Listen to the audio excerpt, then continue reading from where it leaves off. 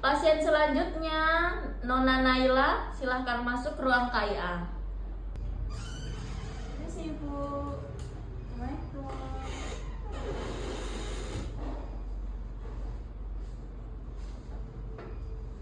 Oke, ada yang bisa saya bantu? Iya Ibu, kan ini kan kemarin saya habis ngurus persiapan nikah di KUA, terus dari persyaratan KUA itu disuruh buat datang ke puskesmas, katanya harus suntik dulu buat iya. memenuhi syarat itu. Oke. Sebelumnya saya jelaskan dulu guys, suntik apa itu. Untuk persiapan menikah itu emang ada namanya suntik TT, tetanus toxoid. Ini untuk persiapan menikah itu ada pemeriksaan fisik, ada persiapan gizi, ada screening status imunisasi yang nanti untuk disuntik TT itu, terus ada menjaga kesehatan organ reproduksi.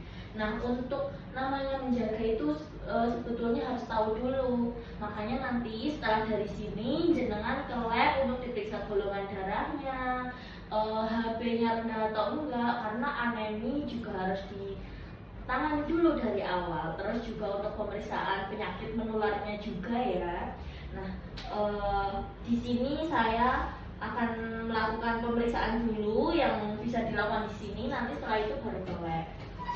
Saya tensi dulu dan lila ya Bu.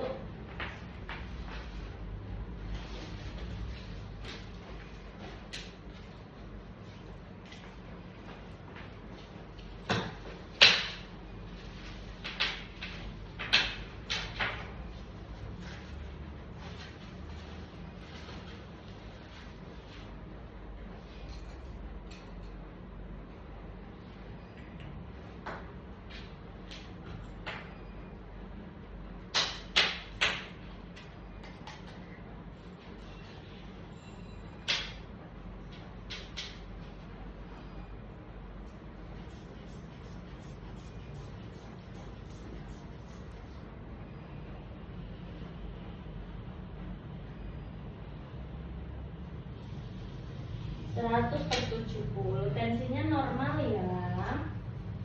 Untuk lilanya saya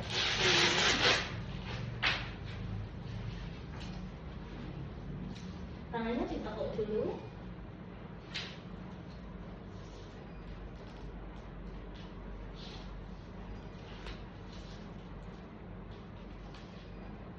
Lilanya 33,5. Nimbang berat badan dulu ya. Yang ini, yang pink. Sandalnya dilepas. Iya, sandalnya dilepas. Enggak.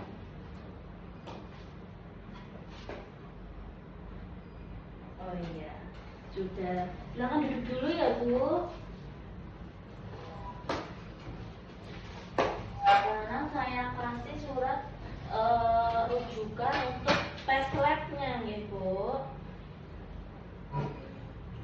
Oke, sekarang Ibu silakan antri di ruang labnya gitu. Nanti setelah hasilnya keluar, nanti kembali ke sini lagi ya. Oke. Makasih ya. Iya. Selamat masuk. Oh iya, monggo. Hasilnya sudah jadi. Oh iya, silakan duduk dulu ya Bu. Hasilnya bagus semua ya Bu. Untuk HB-nya bagus karena di atas 12. Untuk golongan darahnya juga sudah tahu. Hasil pemeriksaan untuk penyakit menularnya juga semuanya non reaktif ya Bu, jadi bagus. Nah, sekarang saya akan menjelaskan apa aja sih persiapan yang harus dilakukan sebelum menikah. Nah, tadi kan sudah ada penimbangan berat badan, sudah ada pengukuran tinggi badan. IMT-nya nanti dilihat masih dalam kategori sangat kurus, normal, gemuk atau obesitas. Karena ini juga akan menentukan jenengan ke depannya. Penyakit-penyakit itu bisa disebabkan karena bisa jadi karena terlalu kurus atau bisa jadi karena dalam masuk obesitas.